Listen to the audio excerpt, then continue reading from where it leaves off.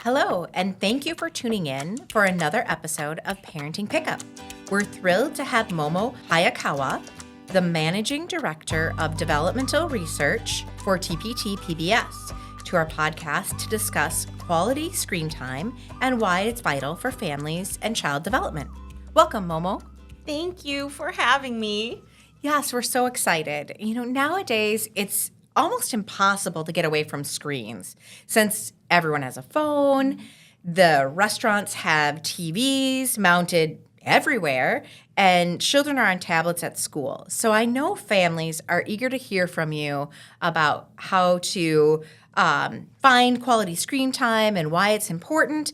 But let's start by getting to know you. So tell us a little bit about yourself. Yes, so I'm currently the Managing Director of Child Development and Research at Twin Cities PBS, and I oversee the creation and development of children's media and supporting educational resources, as well as examining the impact of media on young children.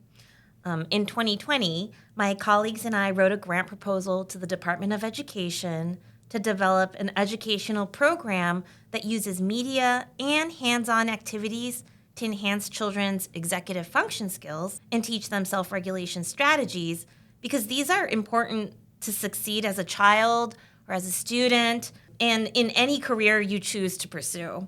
So we received the grant, and we're making a television show as well as digital games, ebooks, virtual field trips, and hands-on activities. And prior to this, I was the internal TPT researcher for Hero Elementary, which is currently on PBS Kids. And these opportunities allowed me to build on my experience as an early childhood education researcher. I used to be a research faculty at the University of Minnesota, as well as a long time ago, I was a preschool teacher. So it's been really nice. I've been able to weave in all of these various experiences into what I do now, helping create children's media. That's amazing. I mean, that's really a well-rounded career in terms of full circle. Plus, you're a mom, so Yeah. you have every lens. You have every single lens. You're a mom. You were a preschool teacher, a researcher, very knowledgeable about early childhood. That's fascinating. I would love to learn a little bit more about your research at TPT and Twin Cities PBS, and why you're focusing on all those topics you mentioned. Yeah, so my team at Twin Cities PBS is creating a new show called Skillsville.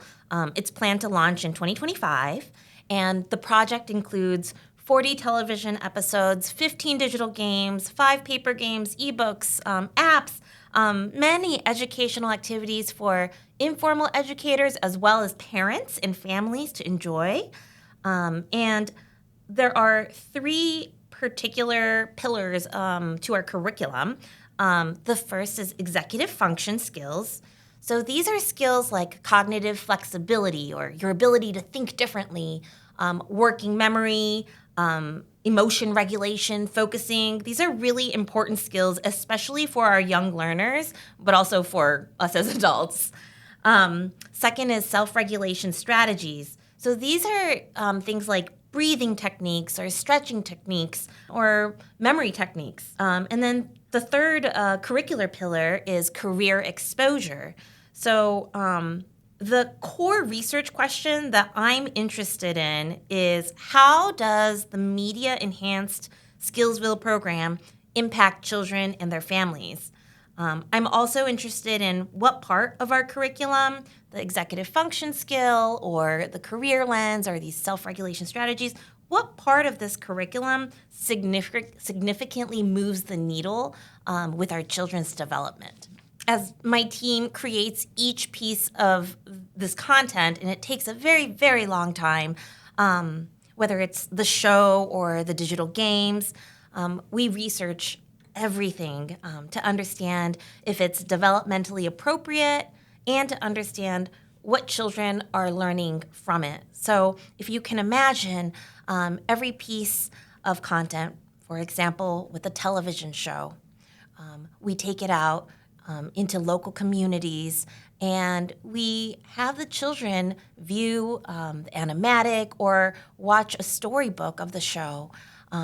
Children in our target age range, so 4 to 8, and then we actually get feedback from them on what they liked, what they didn't like. Of course, we want to make sure that not only is it engaging, but also that it's developmentally appropriate.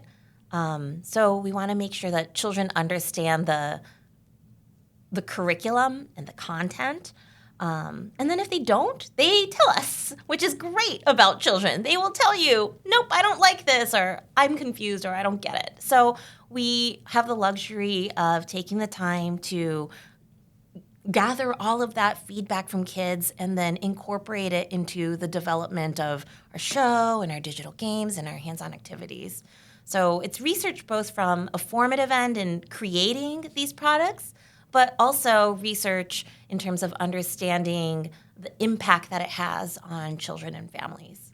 That's absolutely fascinating. I had no idea how much research and time and effort and intentionality goes into everything from the TV show to the games that connect, and the fact that you actually kind of test it with young children. That's just impressive. And I think one of the wonderful things about TPT and PBS is the fact that everything is really intentional and focused on what's best for young children.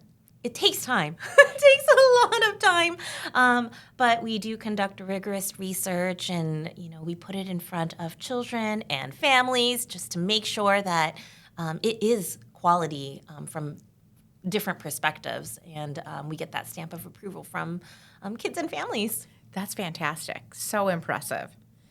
So that is absolutely fascinating information. Could you give us a little more about the creative process and what it's like to create your high-quality screen time at TPT PBS? Yeah, so when it comes to quality educational children's media, it starts with the curriculum. So there's always a learning goal, and how do we want to achieve those learning goals? So we start there, and with our shows, for example, with the new one that I'm creating, Skillsville, it starts with the executive producer of television, Carolyn Parenti, and our head writer, Chrissy Ferraro. They come up with the creative world around Skillsville, so the characters, their personalities, in conjunction with myself, our education team, our digital team, our researchers, to ensure that we're creating authentic characters that resonate with our 4 to 8 audience. So it's not just a creative team. There's all these other departments that weigh in to make sure that the characters really are authentic. And we also developed a set of guiding principles called the Equity Principles for Children's Media Production. And that serves as a guideline for how to create these authentic, relatable characters and stories. We sought out experts across the nation who have been serving as a consultant or just have been in the field for a very long time in representation in children's media. And they, together with us, created this equity principle. And there are things like, how do you incorporate lived experiences, real lived experiences into these stories? And it might be something that you might not notice, but simple things like when you see a spice rack in an Indian family's kitchen, are the spices genuinely the spices that they would use? So we make sure to include these equity principles throughout the character development, the actual animation and how the characters look like and how the backgrounds look like, as well as the talent that you hear through their voices in animation. And then we have a lot of subject matter experts and consultants that weigh in. So if we have an episode about a social worker, we actually talk to a social worker to make sure that we accurately represent that career. And just we have so many subject matter experts that weigh into our TV show as well as our digital games, because we really want to make sure that these are accurate and we're accurately representing these various careers and these people. And that's what really resonates with children and families when they're watching quality programming. That's fantastic. I mean, just stopping to think about the depth of research and detail that goes into planning high quality program. If I think back to some of the programs I watched as a child, I'm quite certain some were not high quality programs. We've all been there.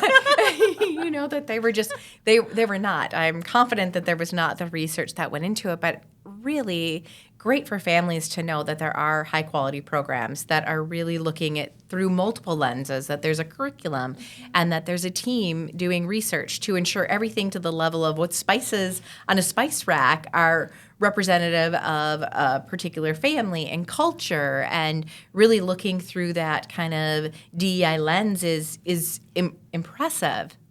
Thank you. Yes, it's just wonderful. I know, again, thinking about my own experience with television programs, really, would you share a connection between screen time and behavior in children? This is a hot button issue. So the connection between screen time and behavior can be good and bad. It all depends on the quality of screen time.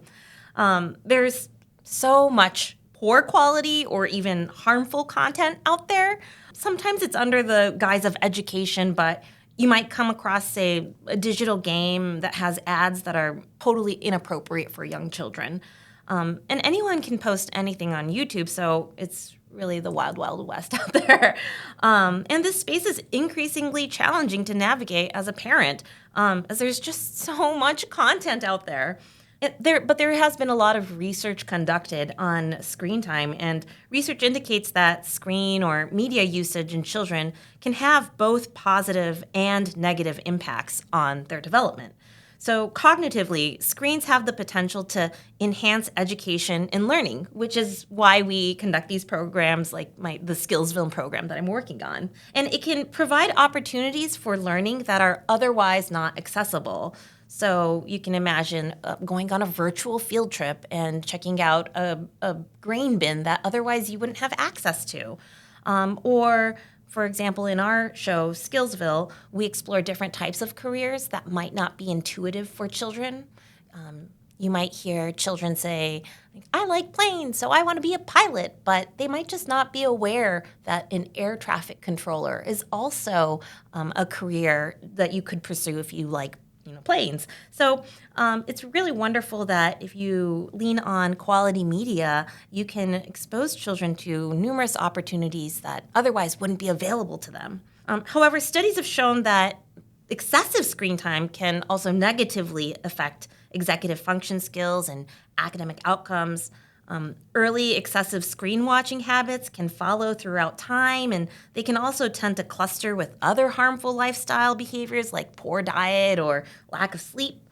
Language development's also affected by screen time, as it could decrease the quantity and quality of interactions between children and caregivers. But what's important here are contextual factors like co-viewing and appropriateness of content. The great news here is that parents' awareness raising and other actions can significantly change kids' behaviors so they can have a healthy relationship with screens. As you can imagine, parents play a crucial role in managing and reducing screen time by raising awareness and setting boundaries and providing behavioral controls. So I would never say that it's good or that screen time is good or bad. It just depends on the context and the quality and the quality of the media.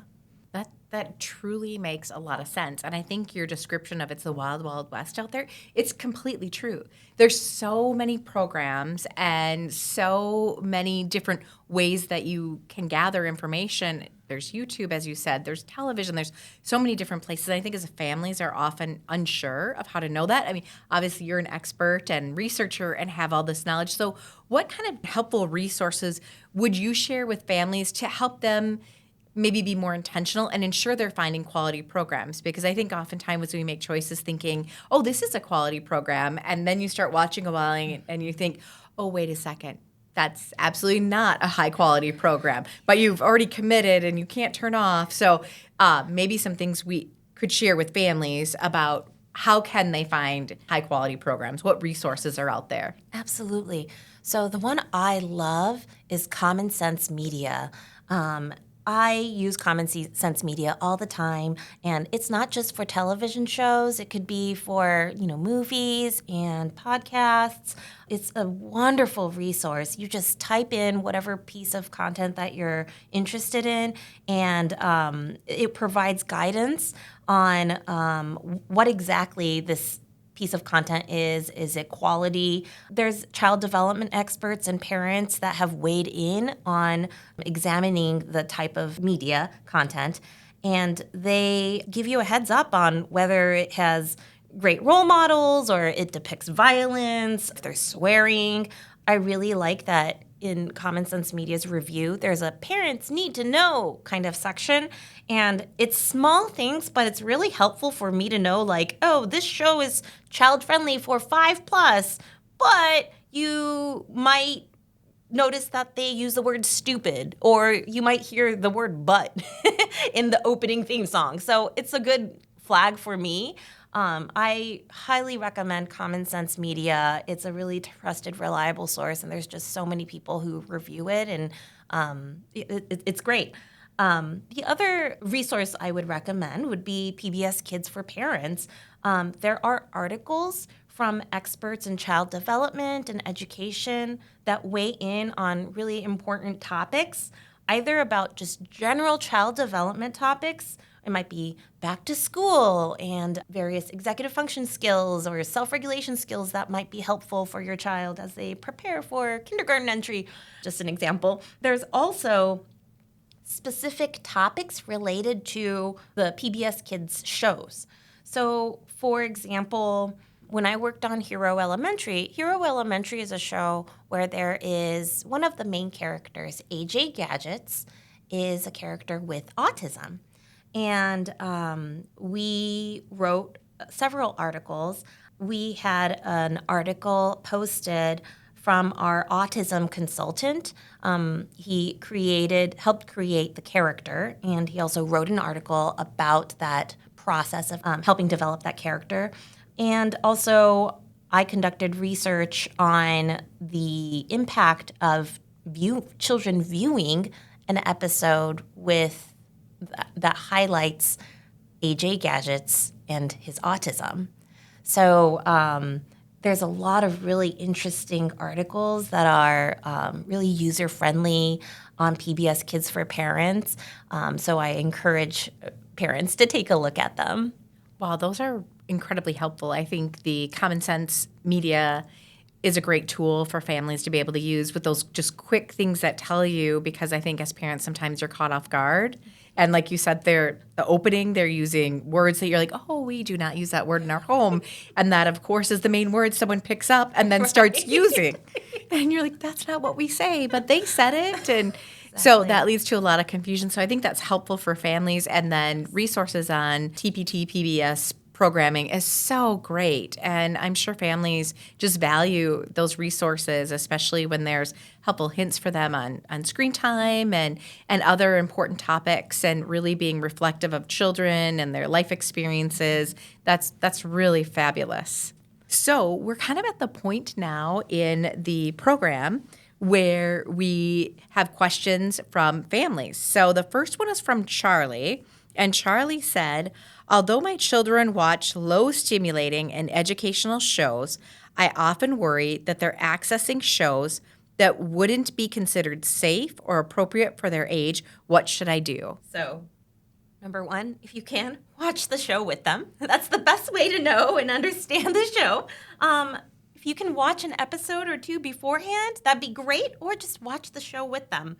And then, of course, checking it out on Common Sense Media is great.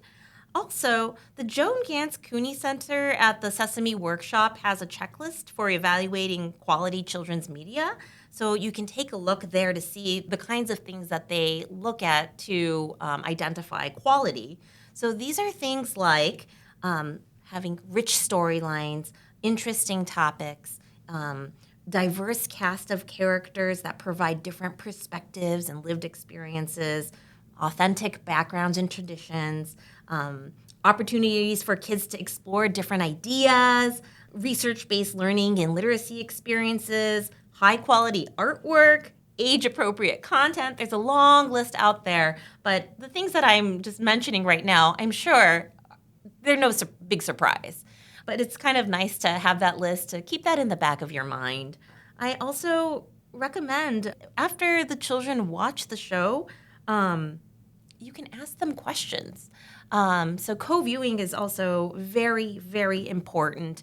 If you can, sit there and watch the show, and you can ask them questions as they're watching the show. And it also helps you understand what the curriculum is, what is the goal of this show. That's wonderful. And co-viewing is something that you can easily do as a parent, because you could be folding laundry as you're watching it together, or making dinner if the TV is within earshot and viewing. And that's something we can all do as parents and kind of discern whether that makes sense. But it's also nice to know there are additional resources that are easily accessible that can help you kind of make decisions about whether it's quality or not. So wonderful tips. Our second question comes from Holly, and Holly said, my children have been spending so much time watching all types of shows on their tablets. I'm starting to see attachment to the tablet becoming an issue. What do you suggest I do?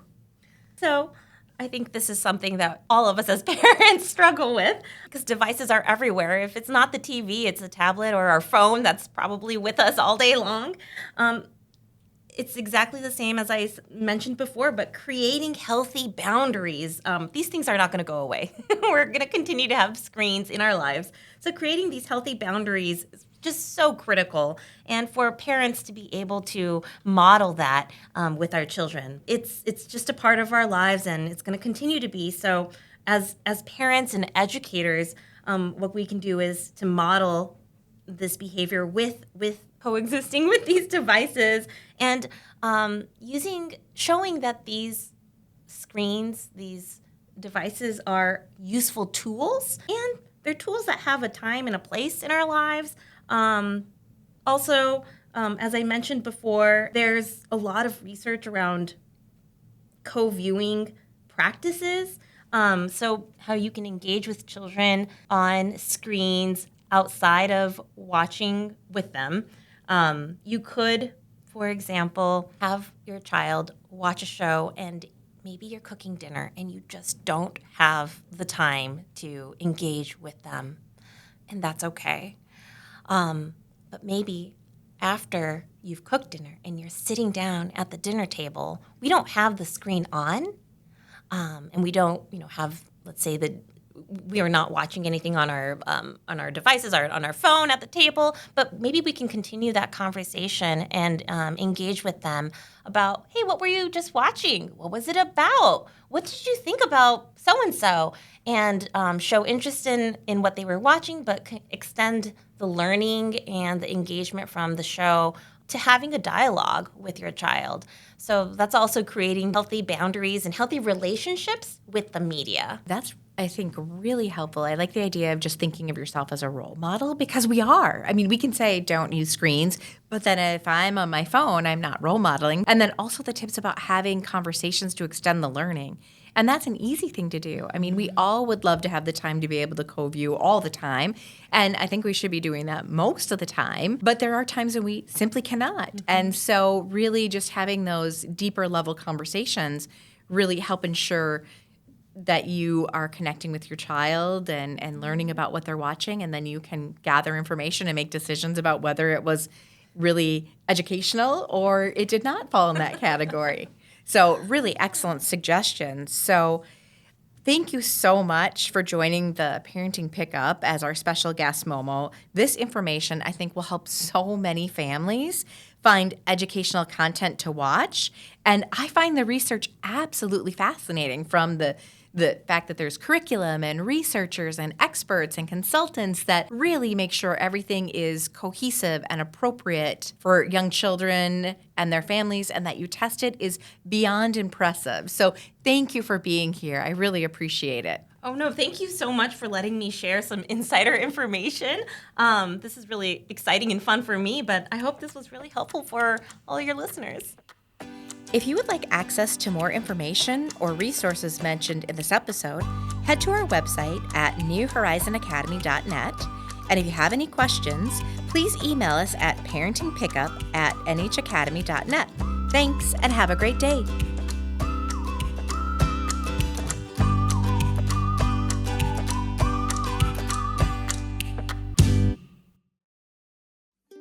At New Horizon Academy, we know that you want the best for your child, and so do we.